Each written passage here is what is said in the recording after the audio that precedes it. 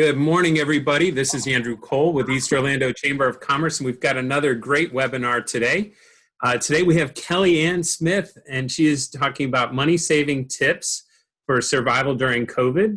And with that, we want to say thank you to our partners with that, which is PowerNet, who provides this platform for us, and they also have IT services, and they also have additional services for you. And we want to say thank you to all of our trustees as they keep bouncing back here on me. But with Advent Health, Avalon Park Group, Avalon Insurance Services, Duke Energy, Fairwinds Credit Union, Great Florida Insurance of Hunters Creek, Orlando Health, Suburban Land Reserve, and the Orlando Law Group. So we want to say thank you to all of our trustees who are stakeholders within our community and within our chamber. So thank you very much to them. And while I've got your attention, real quick, we do have some great upcoming events as we do today. So coming up, we have our nonprofit roundtable, which will be on July 22nd. So if you're a nonprofit, please feel free to jump in on that one. That will be in the morning of that.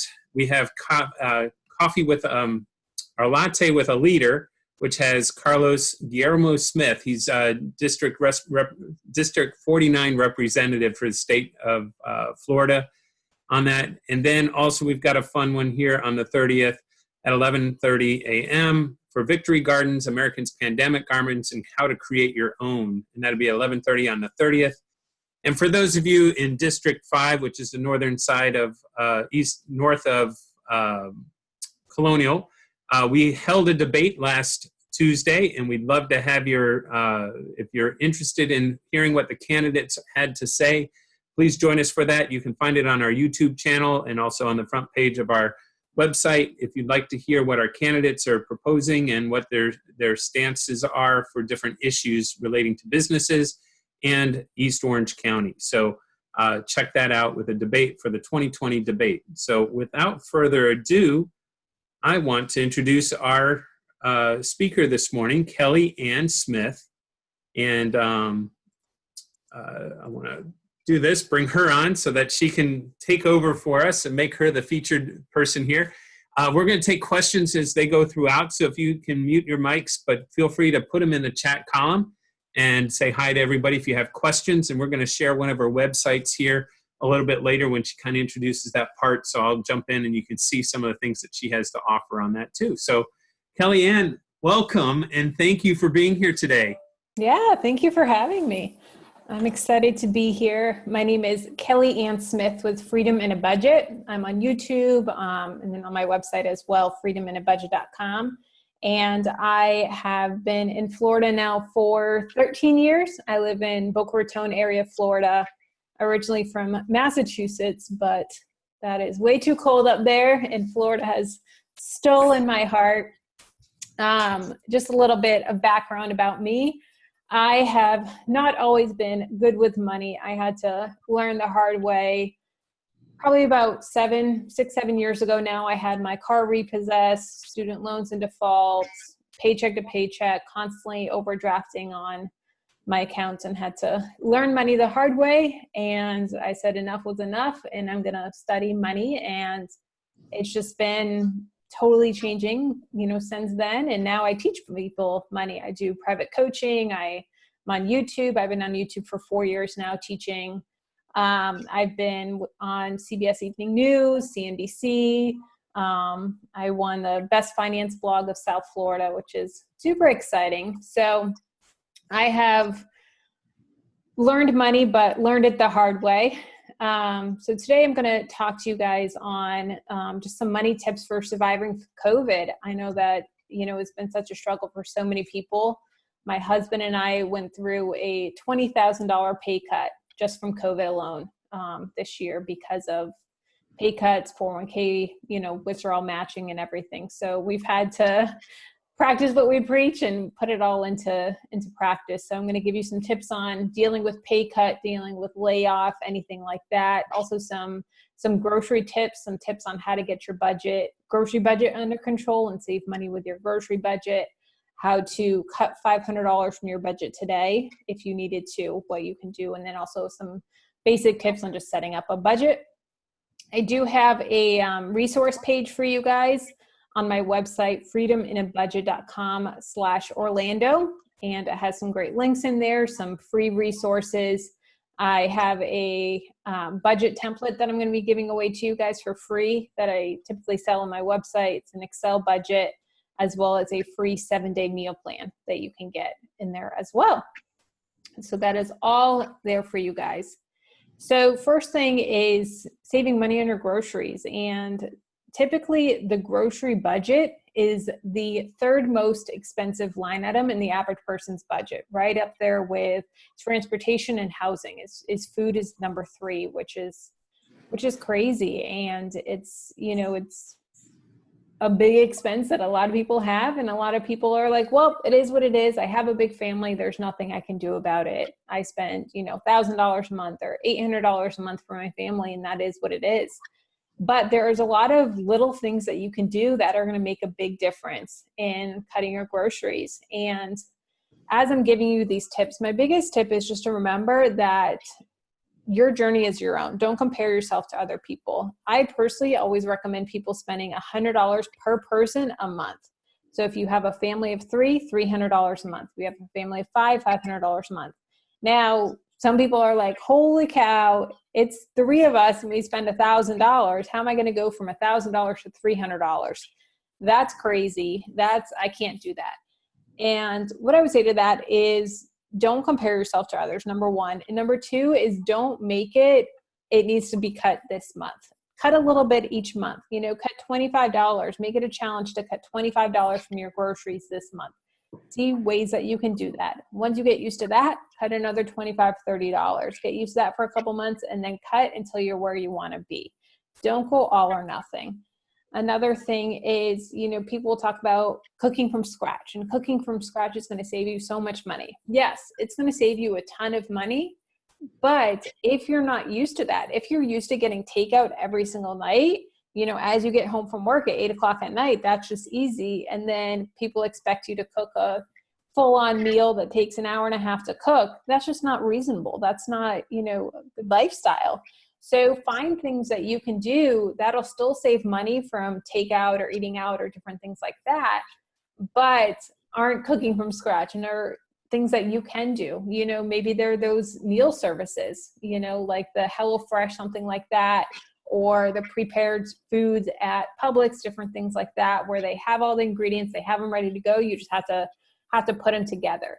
So sometimes those convenience foods, yes, they're more expensive than cooking from scratch, but in the long run, it's going to save you money from eating out every night, getting takeout, different things like that. So once you get your food budget under control and you're starting to feel more comfortable, then you can factor in different things like meal planning and meal prepping. Meal planning is an amazing, amazing way to save money. The way that I like to define meal planning is only having that dreaded question, what's for dinner, having it once. And, you know, I ask my husband, what do we want for dinner? I don't know. Or I'll suggest a couple things and be like, hey, do you want this? Yeah, that's fine. And I'm like, I'm sorry, that's fine? That's not what I want to hear. I want to hear of, nah, I don't really want that tonight. Or, yeah, that sounds amazing. Not, that's fine. That's like a woman's worst nightmare when it comes to meal planning. So having that decision of what's for dinner one time, having it once for the week, once for the month. And one way that I get my spouse on board, or you can get your kids on board, is having each person have one night a week that they get to pick dinner. So when you're choosing your meal plan for the week, of saying, okay, spouse, what do you want for dinner? And then, you know, Susie or James or whatever your kids are, having them pick one night. And that way, when it's Tuesday and it's their sister's night for dinner and they don't really want beef stroganoff, you'd be like, okay, but on Thursday, it's your night. On Thursday, we're having burgers, what you picked. And they're like, oh, okay. If we can get through this night for our sister, then we can get through our night. Then it helps get them excited, helps get them included in the meal planning. I do have a free 7-day meal plan for you guys that is on that website, freedominabudget.com/Orlando. And that has 7 different dinners with recipe cards. And it has a full grocery list of all the ingredients and everything for you guys, as well as some printables. that you can go and make your own meal plans, make your own shopping lists, and all of that as well. One thing that meal planning is not, it is not the end all be all. So many people think that when you're making your meal plan that you can only have these foods. So on Monday, it has to be lasagna. Tuesday, it has to be this, and it has to be super structured. No, you can have a loose structured meal plan.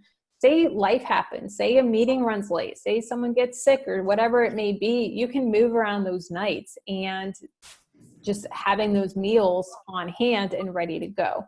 Another tip with that is always have a backup plan.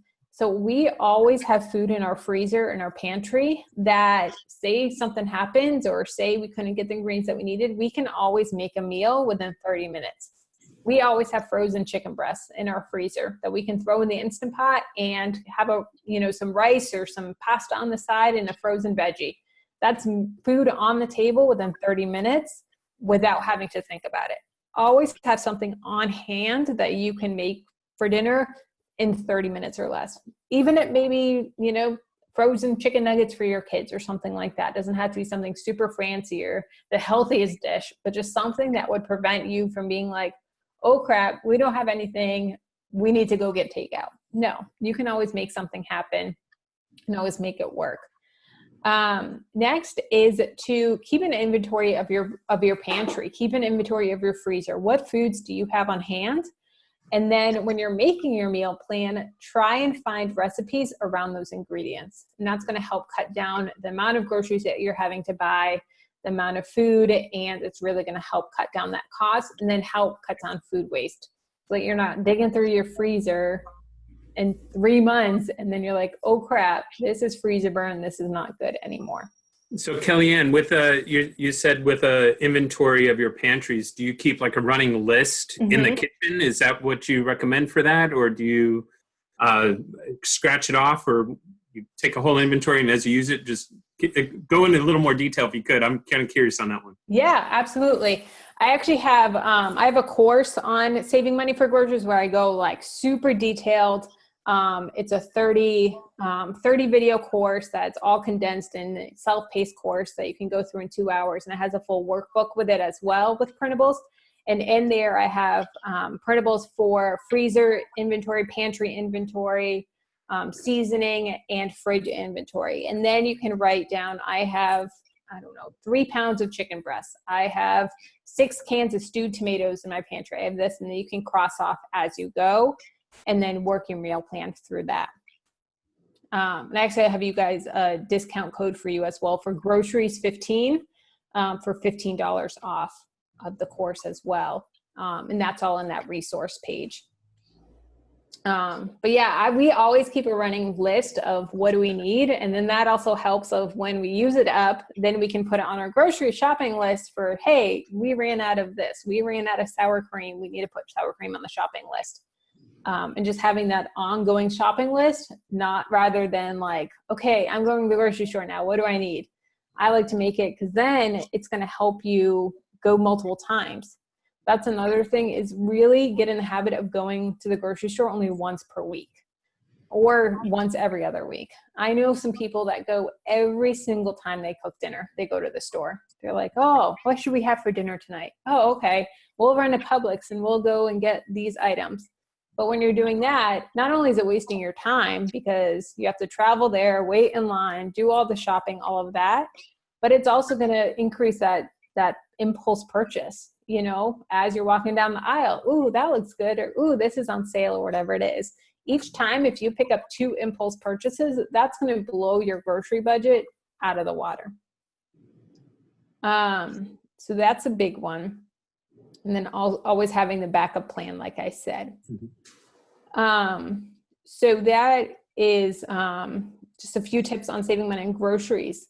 Now, if you're dealing with job loss, if you're dealing with pay cuts, or, your spouse comes home and says, hey, we just got, a $10,000 pay cut or 7% pay cut.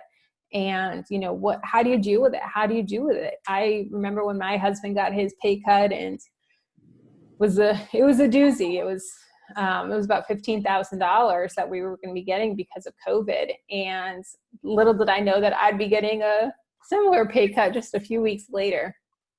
So the first tip I have for this is don't go into fix-it mode. I am the budgeter in the family. My husband is a spender.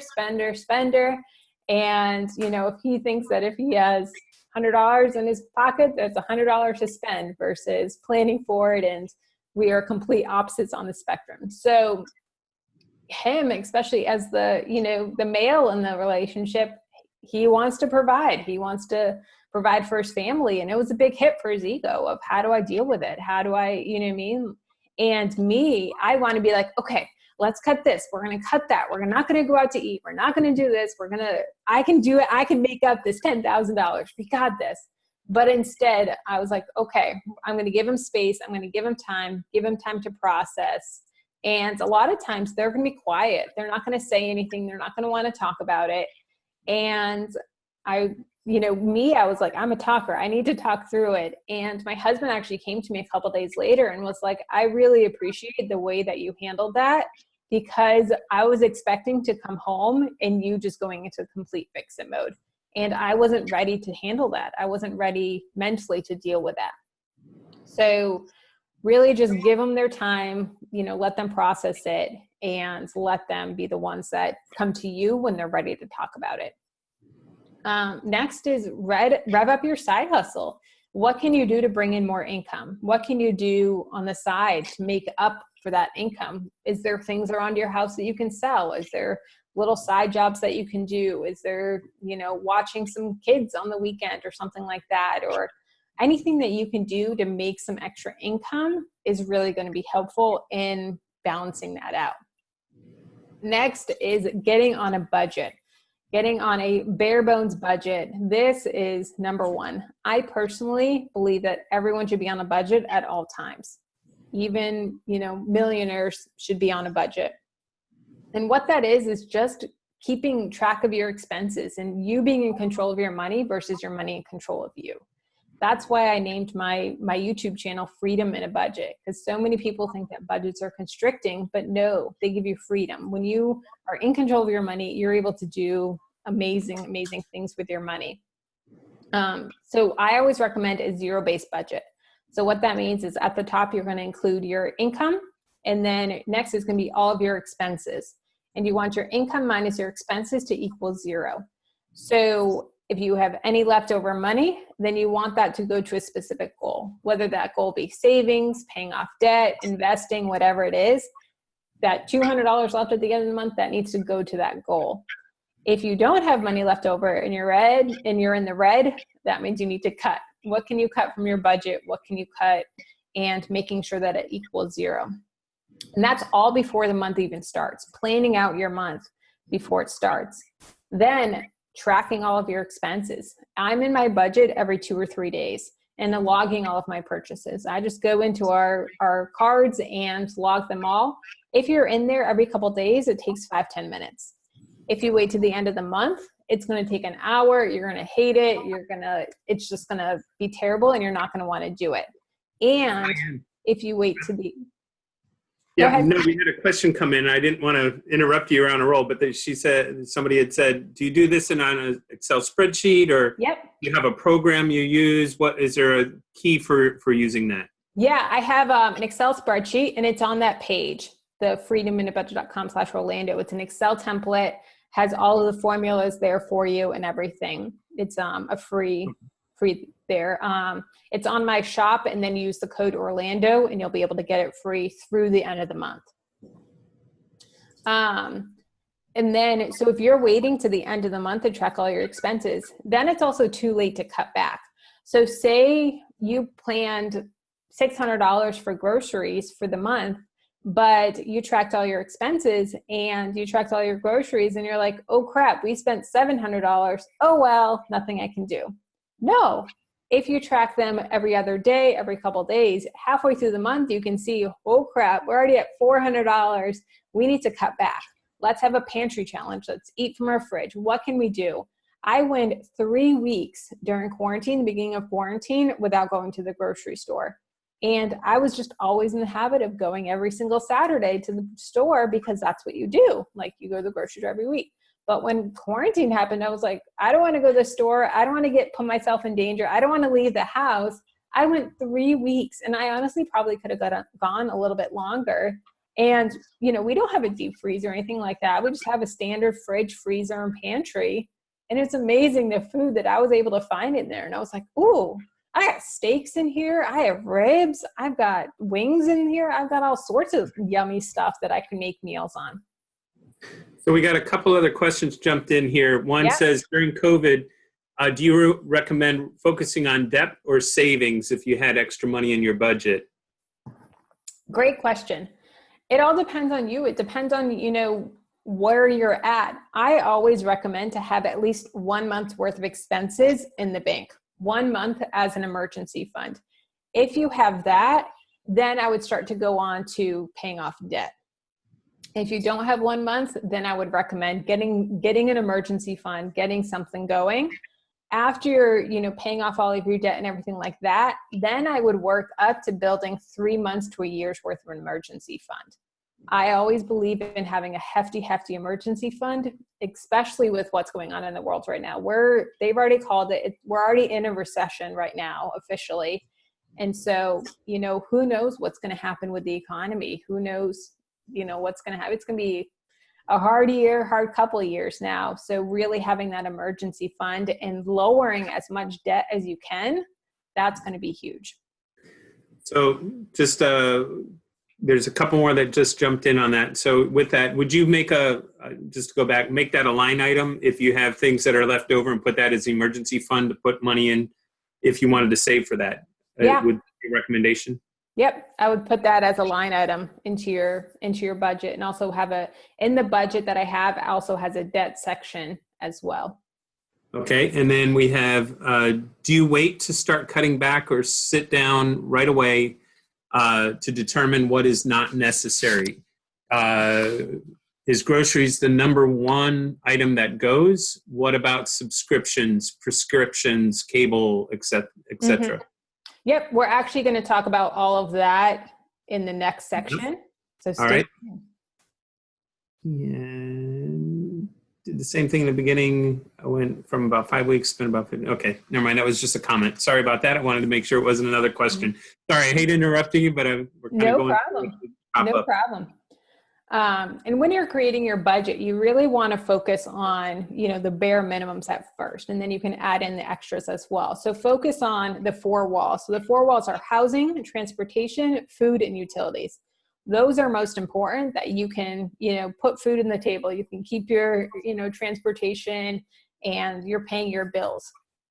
That's going to be next. And then you're going to want to add in your debts. So your credit cards, your student loans, your car loans, personal loans, anything like that.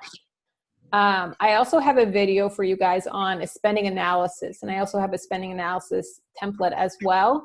So what that's going to do is I recommend going back 3 months in your bank statements, 1 month at a time, and listing all of your transactions and putting them into categories. So putting them into food categories, eating out, miscellaneous, personal money, car repair, whatever it is, and having all the different categories so that you can see how much you need for each category. Because if you've never made a budget before, you don't know what it's going to take. You don't know how much you spend on eating out or groceries or whatever it may be. So having that spending analysis will really help you decide how much you need, and then you can go and do an average of the month. And keep in mind that the average person, when they're starting budgeting, it's going to take 3 to 6 months to get used to it. So your first month, you're going to fail. Your first month, you're going to be over budget. It's going to be fine. Give yourself some grace. Give yourself some just time to be like, okay, we're okay. We're going to work through this, and give yourself that time where you can really learn your habits, learn your triggers, learn what's going to help to get you to that level. And then the last thing with this and with groceries is, like I said, I do have a course on how to save money on groceries, which I have a code for you guys for $15 off. My average student in the course is saving about $100 a month. So it's $1,200 of savings that they're seeing a year, which is crazy with this course. And I have all that information in the page for you guys as well, the freedominabudget.com/Orlando. Okay, so now for some ways that you can cut spending. And when you're seeing that you're over budget, or you're seeing like, okay, I want to start paying off debt, I want to start really revving up my savings or really revving up my investing, how can I cut money? What can I do to cut some money? So first thing, as much as you guys hate it, is cutting the cord, cutting the cable bill, especially with all that's online now, especially with all the streaming services and all of that. Honestly, we haven't had cable in years and we don't miss it. We have Hulu, we have Netflix, and we have YouTube, and that's fine for us. The average American spends $107 a month on cable. That's $1,200 a year that you could be saving and putting towards something else. Look for things like Hulu, for Netflix, different subscriptions like that. Typically with Netflix and Hulu, you're only paying $18 a month, which is $227 a year versus $1,200 with typical cable. And most of the streaming services, you're going to be saving 80%. Next is renegotiate your bills. I have a couple of resources on that page for you guys. One of them is Bill Shark. And what Bill Shark will do is you can go in and plug in your bills, and they'll do all the negotiations for you. They'll go in and, look up all the different companies. Are you overpaying on your cable bill? Are you overpaying on your insurance? Are you overpaying on all those things? Typically, they say that you should be calling around all of your bills, your car, your cell phone, your cable, all of those every 6 months to make sure that you're getting the best deal, which I know that is one of my biggest hassles and I hate doing it. But every time I do it, I'm like, oh goodness, I'm saving some serious money now. And that makes me ticked off because that means I've been overpaying for the last 6 months. So a lot of these services now, like Bill Shark and then Gabby is another one, they'll renegotiate for you for your car insurance, for your different bills that you have. Next is going out to eat only once per week. And this is a tough one for a lot of people that get in the habit of going out to eat multiple times a week, some people multiple times a meal or a day, and really cutting back of going only once per week is really going to save you. I looked up some stats, and the average Floridian spends $227 per week on restaurants. So that's up to $3,200 a year per person on restaurants alone. So what you can do for that is meal plan. Like we talked about earlier, make your own coffee versus going to Starbucks or Dunkin' Donuts. Find discount grocery stores, places like Aldi. Aldi has a really bad rep, but they're owned by Trader Joe's, and they're really, really great company. They've really stepped up their game. I am an Aldi supporter through and through and have been shopping there for about 5 years now. Next is look at Facebook groups. Look at Facebook groups in your area and find ones. A lot of times they'll have specials. They'll have meal planning specials. They'll have restaurant deals, different things like that. And they'll give you the local events, local things that you can save money on. Next is going generic on prescriptions. Nowadays with prescriptions and the science with them, they're just as good, that you can be saving hundreds of dollars a month on prescriptions. Also check out services like GoodRx. I have a friend that she was having a prescription that was $160 a month. With GoodRx, it went down to $8 a month. And then next is food. Go generic on food. It's most of the time made in the same exact factory, and they just slap on a different label, and that you're paying for, that Campbell's label or the Kellogg's or whatever it is. And also when you're at the grocery store, don't just look at eye level, look down and look up. The food at eye level is going to be the most expensive food because that's where your eye goes. So look down, and sometimes you can save $2 or $3 just by going with a brand that's going to be on the bottom shelf. Next is lower your electric bill. Look into off-peak hours. I know FPL offers it. You have to go and sign up for a special program. But what off-peak hours is what they'll do is they have certain hours of the day, which is great, especially with quarantine if we're home, and you're going to use the majority of your electricity during that time. So it may be between 10 a.m. and 2 p.m. And during that time, the kilowatts that you're using is going to be cheaper per unit than on other times of the day. So you want to run your laundry, you want to run your dishwasher, do all that stuff in that time frame, and that's really going to help save a big amount on your electric bill. Another thing is upgrading your thermostat. We have a Nest thermostat, and it's crazy how much money that we save with that. We have it set on auto timers so that when we leave the house, it goes to a certain temperature. It goes, down when we get home. You can set it that you have a daytime temperature, a nighttime temperature. You can have sensors to know when people are in the house or not in the house. But that is a really great way to save a crazy amount of money when you have it set on timers. Next is be aware of phantom power. Phantom power is things plugged in that are still drawing power. On average, the appliances and the different things like your computer, different things like that, it still uses 10% of its power when it's plugged in and off than versus unplugged. So what I do is I have power strips that when I'm not using it, I just unplug the power strip. When I'm using it, I plug it back in and everything powers on and it's great. Next is using smaller appliances, something like an air fryer, something like an Instant Pot versus your whole stove, your whole oven, especially living in Florida where it's so hot. You don't want to heat up your whole house with your oven. Just using a smaller appliance like that is really going to help still cook your food, and it's not going to heat everything up. So that is what I have for you guys. What other questions do we have? So again, the website, I'm going to pop it up here again. And then maybe you can guide us through some of the places where you were saying to go on there. Yeah. That would work. So sure. Freedom in a budget, not on a budget, but in a budget. In a budget. I put the link in the chat as well.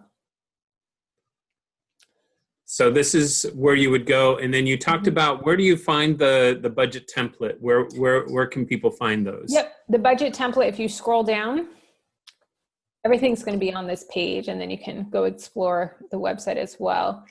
This right here is the free meal plan. So you just put in your name and email address, and that's going to send you the free 7-day meal plan and printables. Okay. And then that budget spreadsheet template image. You can, that right there. If you click on it or click on the link and then use the code Orlando, and then that's gonna make it free for you. That coupon. Does it have to be all in caps or capital or anything different? Yes. Yeah, Orlando all in caps, and it's just going to add to your cart there. And that's the full spreadsheet that has all the formulas all programmed out for you, right there. And then you have a YouTube channel also. Yep. So you can, and how often do you update your YouTube channel? I do 2 videos a week. Okay. And there's, I think, over 800 videos on there. And then here's some goals. I guess these are posts that you can catch more information on here. Mm-hmm. Yep. I also put out 2 to 3 blog posts a week as well. Are you good on responding if people have questions for you? Do they have a way to reach out to you as that too through those channels? Yep. Yeah. There's ways that you can reach out to me, or you can send me an email or an Instagram message as well. All of that. I'm quite responsive to that, and even YouTube comments and everything like that. All right. Trying to see if there's anybody else with questions that popped up in here, and I'm sharing the screen and I can't find my chat box. So hold on, here we go. Here we go. What about cleaning the refrigerator vents at the bottom or changing air filters for the AC? Do you have any recommendations there? Yeah, it's amazing how much those vents, they get, clogged up, and they charge us, or they run our electric bills so much higher. Even things like your dryer, make sure that you're checking those vents as well, cleaning those vents out. And you're going to be able to see a big difference in your electric bill go down. A lot of people will, try and find old refrigerators and different things like that on like Facebook Marketplace. And a lot of times you have to really do your research on them because with those older appliances, they're going to suck the energy a lot more than the new ones. The new Energy Star appliances, it's amazing how much more energy efficient they are. So do your price comparison and figure out how much it's going to cost per month doing those, because it's crazy. We're currently looking for a new washer dryer right now, and the old ones that I found on Facebook Marketplace, when I did some research, I was like, yeah, but it'd be costing me 3 times more a month to run it. So really making sure that you're doing research on that, and then also doing the maintenance. So making sure that you're changing your AC filter. In the summer, we should be changing our AC filter once a month, especially with how much it's running. And with Florida, the way that our ACs run, they're more to take moisture out of the air than they are to cool down the house. That's the purpose of them. And that's going to help prevent mold as well, which we do not want for sure. Yeah, there was a comment. They changed their AC, got a new AC unit, and reduced their electric bill by $100 a month. Mm-hmm. Yeah, and that's $1,200 a year. So you got to factor in of how long you're going to have that. A lot of times it is going to be beneficial in the long run to buy a new appliance. I know we've seen that with the appliances, that they have gotten very energy efficient. Mm-hmm. I don't know what we have here in Orlando. I know you talked about that. I think I lived in South Florida, and FPL had a piece where you can even put a box on your meter where it will select like your water heater, pool pump, and AC, where during peak times they turn off that part of your electric and they give you a credit. Yeah. And I was like a $50 credit a month or something for doing that. So with those, and somebody else has a question that popped up here. Where's Kyle's? Oh, I see. What strategy do you have for friends who don't have the budgets and want to go out and spend money as well? How do you say no? This is a good question. I always recommend a couple of things. If they're, demanding going out to eat, kind of negotiate on where you're going out to eat. You don't have to go out to the most expensive place. And sometimes what we'll even do is we'll have a little something ahead of time so that we don't have to order as big of an entree. We don't have to order an appetizer and an entree to fill us up. We'll have just something smaller to fill us up so that we still get that experience. Or have people over, say, hey, we want to spend time with you. How about you guys come over for dinner? How about, we cook dinner? Even you cooking dinner and buying the groceries for the dinner for the 8 of you or however many people is coming, a lot of times it's going to be a lot cheaper than going out to eat and just paying for the 2 of you, for you and your spouse. Or even having, being like, all right, let's have a taco night. Everyone bring, a topping or different things like that. Make it more of a potluck style, make it a barbecue, something like that, where you can still enjoy company. And, even with a girlfriend, so many times, getting lunch with a girlfriend, that's just what you do to catch up. Now what I'll say is, hey, let's go for a walk. Hey, can we do something outside? Can we do something different other than going out to eat and still get to spend that quality time together? And then if you're going for a walk or something, you're still getting exercise and fresh air, and then it's a health benefit as well. So can I ask, on a personal note, you had made mention that you had lots of student debt, had repoed a car and all that. Have you pulled yourself now out of debt personally over the years? And how long did it take you to get out of that debt, just for somebody that might be struggling with some major bills that they need to get out of? How long did that take you once you really started getting focused? Yeah, I definitely had debt and, car loan, and we ended up, my car was repossessed, but we were able to get it. I was able to get it out of repossession. So I had to pay like an extra $1,000 to get it out and all the fees and get it out from the impound and all of that. And then I had student loan debt. So I paid all of that out. I think it was about 2.5 years. Paid it off in 2017. Yep, 2017. And then right from there, I started saving for a wedding. I cash flowed my wedding, or $30,000 wedding here in South Florida. And then I paid cash for my dream car right after the wedding. We started saving for my dream car, which is a Jeep Cherokee. So I paid cash for my Jeep Cherokee. Last year we cash flowed a Alaskan cruise. We are 100% cash. The only debt that we hold is our mortgage. And then, even that we're working on saving to pay off early. And then we're also saving for a rental property as well, because we want to do some investment properties as well. So I'm trying to find a great question to ask on that, but so to do so, you're a two-family income. Do you have kids? I'm just kind of curious, so that somebody that like to pay that off and to do all that, what kind of annual income were you working with? And I don't mean to get into your personal sense, but just if you get hypothetical for somebody that's working, and some of these folks are here, small businesses, or and take their own income and pieces like that, so that hard for them to necessarily pick up extra odd jobs and things when you're working in your business. What kind of budgets were you working with, if you're allowed, if you could share any of that, just to give people an idea of what they had to do what you had to do to get over that and get through those humps, Yeah, no, I'm an open book. I am all about taking the stigma of we don't talk about money and making it a topic, because I think that more people need to talk about it, and it, shouldn't be such a taboo subject. So when I started getting my butt in gear with budgeting, I was making about $35,000 a year, just me. We didn't combine finances until we got married. So by the time that we got married, I think I was up to about $45,000, $50,000, just my salary. And then when my husband and I combined finances, we were about $110,000. In 2017, we got married, and now we're at about $150,000 combined income. And with that, and that's pre-COVID. So now we're, averaging, depending on, how YouTube does and different things like that. I do make an income from YouTube and from my business that I've created around it.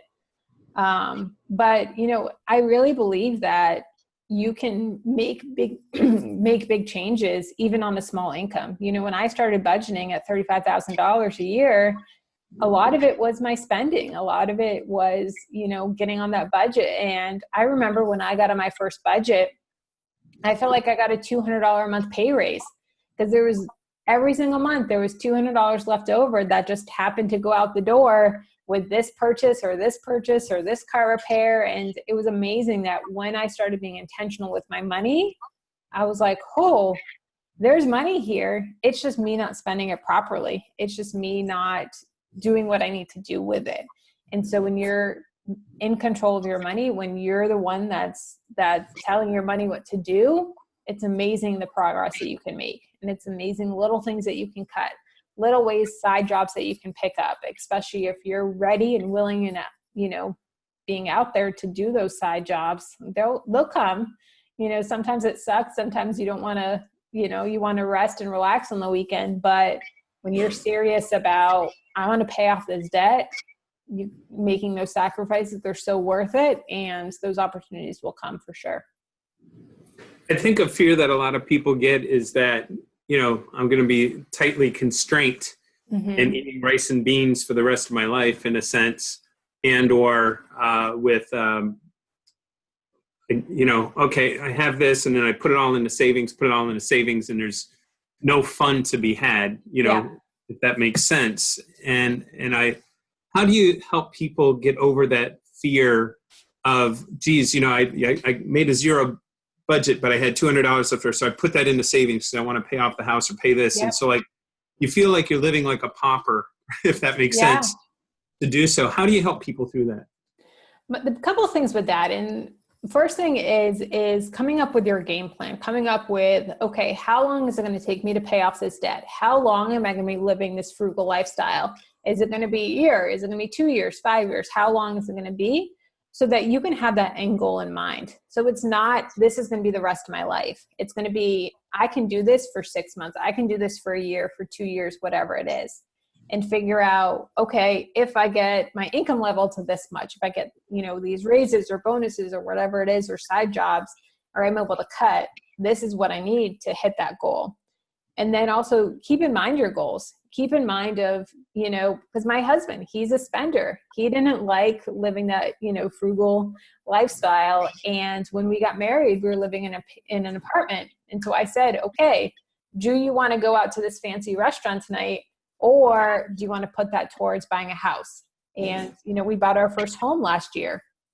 And so we were able to buy the house 6 months earlier than we originally expected, because we were able to do those things. So it's like, yeah, it sucks, but you have that goal of, it sucks, but I'd rather the house 6 months sooner. It's worth the sacrifice.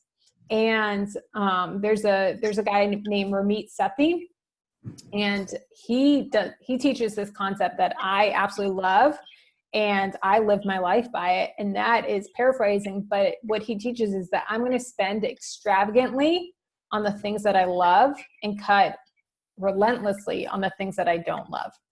So for instance, our Alaskan vacation, we're big travelers. We love cruises. We love different things like that. Like, I am totally fine with spending $10,000 on a cruise, paying cash for it. But to get there, I have to cut the things that don't mean a lot to me, like eating out, or, buying generic groceries versus, like shopping at Aldi versus shopping at Publix. And I'm fine with shopping at Aldi if that means that I can go on an Alaskan cruise, if that means that I can go to Norway or go on the trips that I want to do.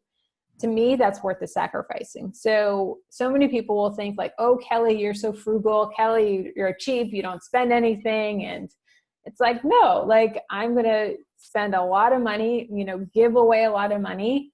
And then because of that, then I can cut where I don't care, where I'm like, I can deal with not spending a lot of money on eating out or buying fancy groceries.